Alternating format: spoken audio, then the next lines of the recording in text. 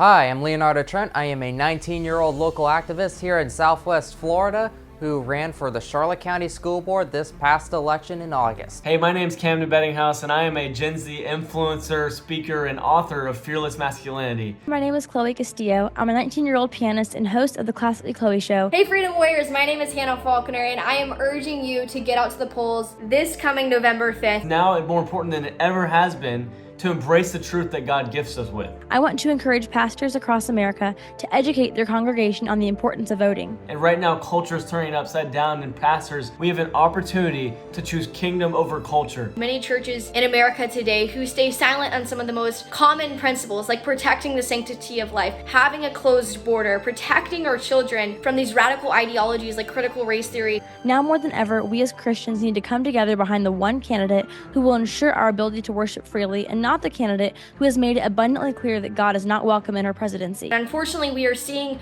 unprecedented things right now in our country because the church has remained silent, but it does not have to stay that way. Ben Franklin said, "We have a republic and it is in our hands." You have a republic if you can keep it. And I pray and I ask you guys to encourage your church, encourage your communities to vote and vote on the truth, because there's a candidate that believes in two genders and protecting children and protecting the unborn, and there's a candidate that doesn't. Historically, when believers vote in large numbers, godly leaders are selected. If we can secure just 270 of the 538 targeted electoral votes, the presidency could be decided that night. Urge your congregation to vote, because this is a chance for believers to shape the future of our nation. Remind them of the parable of the talents and the importance of not being like third servant who held back instead of acting in faith. We are called to be watchmen on the wall, warning those God has entrusted to our care. Educate your congregation on the importance of state and county authority, and encourage them to organize in support of local governance. Include a voting message in your bulletins. Add a simple, direct call to action to vote in your church bulletins. Display voting reminders on announcement screens. Use your announcement screens to remind everyone of their civic duty. Send email reminders to fellow believers. Encourage your congregation through emails that highlight the power of each vote. Share the message in podcasts and media. There are 30 million Christians who don't vote.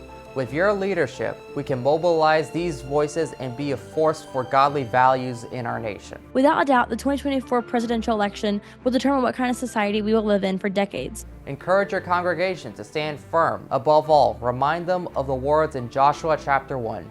Do not be discouraged, but be strong and courageous. Not only to be a bystander, not only to watch the evil, but to expose it, to bring it to light, and to be the salt and light of the world like the Bible calls us to do. We're going to all get to face the King of Kings and the Lord of Lords on Judgment Day, and he's going to ask us, what did you do when it was your turn to take a stand? Please encourage people to do this. It's more important now than ever, because the truth is being twisted into lies and the lies into the truth. And we as Christians have the opportunity to be the people that make a difference and be the salt and light of the world like Jesus calls us to be.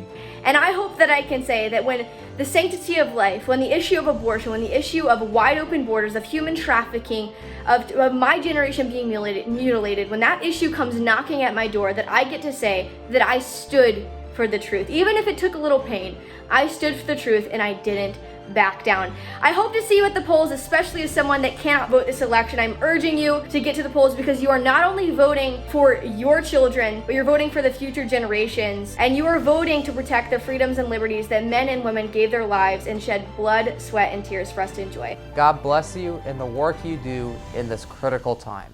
God bless.